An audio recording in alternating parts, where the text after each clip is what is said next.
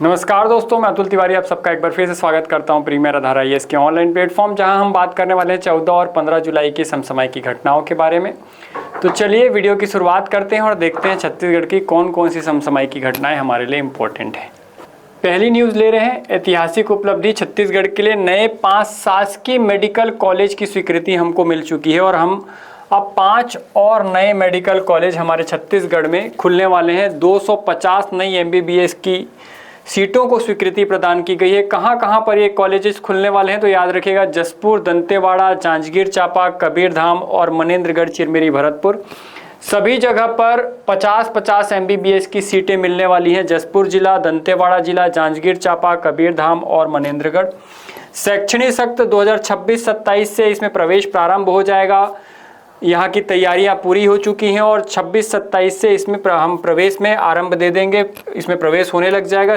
जो चिकित्सीय शिक्षा है उसके क्षेत्र में ये बहुत ही महत्वपूर्ण उपलब्धि मानी जा रही है। तो 250 टोटल सीट हैं और 5 जगहों पर नए मेडिकल कॉलेज खुलने वाले हैं। आगे देख रहे हैं छत्तीसगढ़ राज्य की ओपन जेल ग्राम पंधरा बेमेतरा। जो ये परथरा बेमेतरा है, ये छत्तीसगढ़ की पहली ओपन जेल के लिए अब जाना जाएगा। लगभग यहाँ पर 200 बंदियों को रखने की सुविधा है।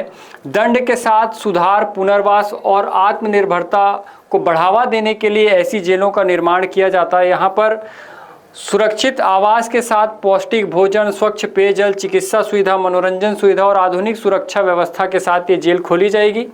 इसकी विशेषता है कि ये छत्तीसगढ़ की पहली कार्यशील ओपन जेल होगी।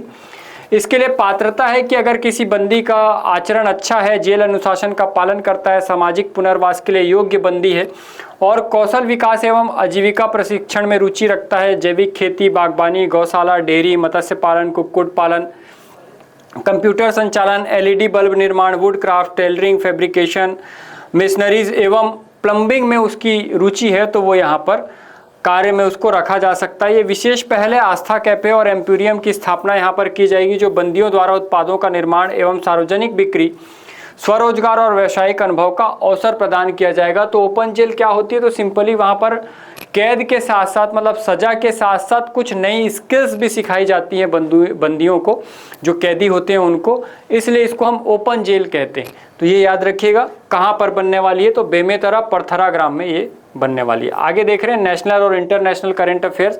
बहुत ही महत्वपूर्ण उपलब्धि के साथ भारतीय महिला टीम ने इंग्लैंड में पहली बार टेस्ट मैच जीत लिया है। देखिएगा, इसका आयोजन स्थल था England Lord's cricket ground London, जहां जो जुलाई 2026 में यहाँ पर इंडियन वुमेन जो है टेस्ट क्रिकेट का आयोजन किया गया था और इसमें भारत बनाम इंग्लैंड महिला टेस्ट मैच हुआ, जिसमें क्रांति गौड़ ने 7 विकेट लिए और प्लेयर ऑफ द मैच बनी। भारत ने 142 वर्षों में पहली बार इंग्लैंड की धरती पर महिला टेस्ट मैच जीता है, तो इसलिए ये उपलब्धि जो हमारे लिए बहुत महत्वपूर्ण हो जाती है। वैसे तो हमने कई टेस्ट जीते हैं, पर पहली बार इंग्लैंड की धरती पर 142 वर्षों में पहली बार हमने किसी महिला टेस्ट सीरीज़ में ये उपलब्धि हासिल की है। इसलिए याद रखेंगे कि टेस्ट में महिलाओं ने इंग्लैंड को पराजित किया और इंग्लैंड की धरती पर पराजित किया है। भारत की पहली सरकारी AI यूनिवर्सिटी देखने वाले हैं हम। भारत का पहला सरकारी AI यूनिवर्सिटी कहाँ पर स्थापित हुआ है, तो बेंगलोर, कर्नाटक में 1000 एकड़ के मुख्य परिसर में इसकी स्थापना की गई है, जिसकी घोषणा 14 जुलाई 2026 को ही और घोषणाकर्ता थे कर्नाटक के मुख्यमंत्री DK शिव कुमार। और ये मंच था गूगल IO कनेक्ट इंडिया 2026 कार्यक्रम, जिसका उद्देश्य रीजनल कैंपस कलबुर्गी, बेलगावी, हुबल्ली, धारवाड़, मंगलूर और मैसूर के क्षेत्रीय परिसर में इसको खोलना है यूनिवर्सिटी को। और AI हब बनेगा, क्योंकि स्टार्टअप्स और शोधकर्ताओं के लिए एक विशेष रिसर्च और डेवलपमेंट R&D सेंटर बनने वाला है। और इसमें कर्नाटक को पूरी तरह से AI नेटिव स्टेट बनाने का लक्ष्य रखा गया है।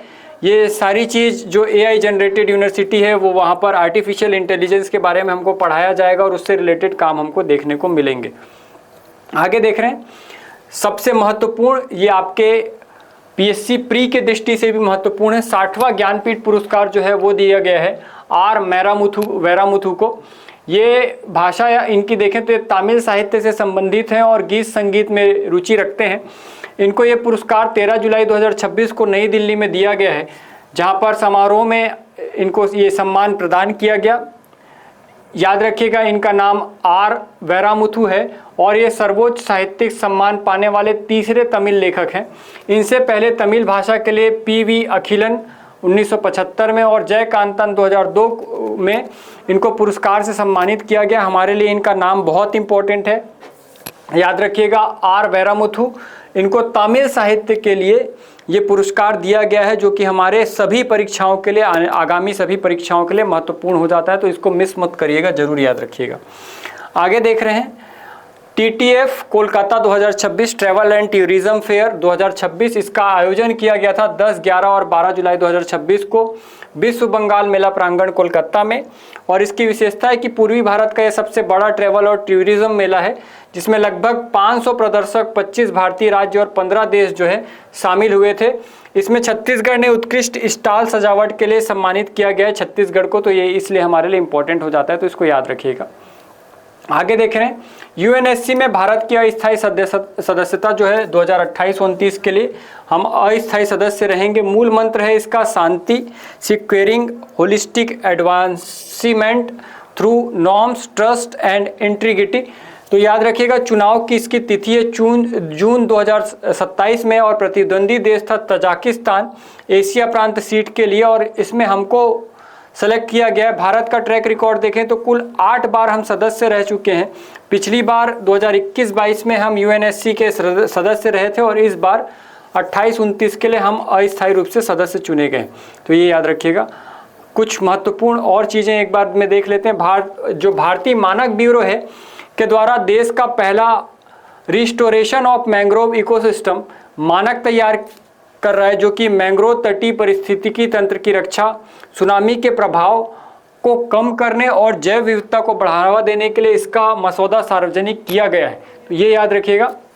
दूसरा देख रहे हैं दिल्ली के सेंट्रल विस्टा पुनर्विकास क्षेत्र का नाम आधिकारिक तौर पर बदलकर कर्तव्य भवन परिसर कर दिया गया है। हो सकता है आपसे पूछ ले कि पुनर्विकास क्षेत्र का नाम अब क्या हो गया है, तो याद रखिएगा कर्तव्य भवन परिसर अब इसका नाम रख दिया गया है। भारतीय नौसेना ने विशाखापट्टनम में P-17A श्रेणी के 6ठे उन्नत स्टील्थ फ्रिगेट INS महेंद्र गिरी को कमीशन किया है और यह युद्धपोत ब्रह्मोस मिसाइल प्रणाली और उन्नत रडार तकनीक से लैस है, जिसे मझगांव डाक शिपयार्ड लिमिटेड के द्वारा तैयार किया गया है। और इसको हम देख रहे हैं कि ये अब कमीशन हो चुका है, मतलब इससे हम अब काम लेने वाले हैं। आगे देख रहे हैं विधायक सम्मान 2026 में धर्मलाल कौशिक जो कि बिल्हा विधानसभा भाजपा से विधायक हैं और राघवेंद्र सिंह अकलतरा विधायक को कांग्रेस को इस बार विधायक सम्मान 2026 से सम्मानित किया गया है। आगे देख रहे हैं पांचवा और महत्वपूर्ण चीज, यूएनएससी के सदस्यता के लिए भारत का अभियान। भारत ने संयुक्त राष्ट्र सुरक्षा परिषद यूएनएससी की वर्ष 2028-29 की कार्यकाल की अस्थायी सदस्यता के लिए अपना आधिकारिक अभियान शुरू किया। इस अभियान का मुख्य दृष्टिकोण शांति विजन पर आधारित है, जिसका अर्थ securing holistic advancement through norms, trust, integrity है। और इस सीट के लिए चुनाव 2027 में होंगे, जहां एशिया प्रशांत समूह की एकमात्र सीट के लिए भारत का मुकाबला तजाकिस्तान से होगा। और भारत इससे पहले अब तक 8 बार सुरक्षा परिषद का अस्थायी सदस्य रह चुका है, तो संभावना है कि इस बार भी हम सदस्य रहेंगे। ये हमारे संस्थान के द्वारा प्रकाशित कुछ पुस्तकें हैं जो आपकी परीक्षा की दृष्टि से महत्वपूर्ण हो सकती है, जिसमें छत्तीसगढ़ संविधान, छत्तीसगढ़ी भाषा का ऑब्जेक्टिव इकोनॉमी सर्वे, प्रयोगशाला परिचारक, इतिहास, विश्व का भूगोल, भारत का भूगोल और भारत का संविधान जैसी महत्वपूर्ण पुस्तकें हैं, तो इनको परचेस करना ना भूलें। और अपनी तैयारी को बेहतर बनाने के लिए हमसे जुड़े रहें। इस चैनल को लाइक, शेयर और सब्सक्राइब करना ना भूलें। अगर आपको ये वीडियोस पसंद आते हैं तो ज़रूर कमेंट करके बताएं। अगले वीडियो में फिर से मुलाकात होगी, जहाँ हम आगामी समसामयिक घटनाओं की चर्चा करेंगे जो आपकी परीक्षा की दृष्टि से महत्वपूर्ण है। आज के लिए इतना ही, धन्यवाद। फिर से मुलाकात होगी। डियर व्यूअर्स, अपने एग्जाम की तैयारी को और बेहतर करने के लिए हमारे चैनल को लाइक, शेयर और सब्सक्राइब करना न भूलें।